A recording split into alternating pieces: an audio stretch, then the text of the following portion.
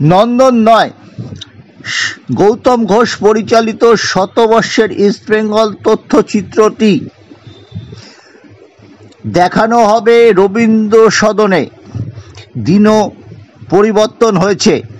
25শে এপ্রিলের পরিবর্তে 5:30টার সময় তার আগের দিন অর্থাৎ 24শে এপ্রিল এটি মুক্তি পাবে। মুখ্যমন্ত্রী মমতা বন্দ্যোপাধ্যায় নিজে উপস্থিত থাকছেন ছবিটির প্রিমিয়ারে। সেই সঙ্গে তিনি অভিনন্দন জানাবেন IWL এর চ্যাম্পিয়ন ইস্টবেঙ্গল মহিলা দলের ফুটবলারদের। উল্লেখ্য, 5 বছর আগে তারই মস্তিষ্ক পোষিত কন্যাশ্রী কাপ বাংলার ফুটবলে নতুন জোয়ার এনেছিল। যদিও ইস্টবেঙ্গলের ভারত সেরা দলটিতে বাঙালি মুখ মাত্র 2টি।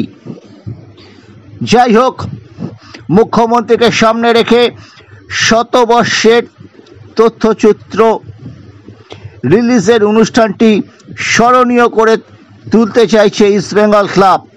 এখানে উল্লেখ্য, এটি প্রযোজনা করেছেন সেরাম গোষ্ঠী।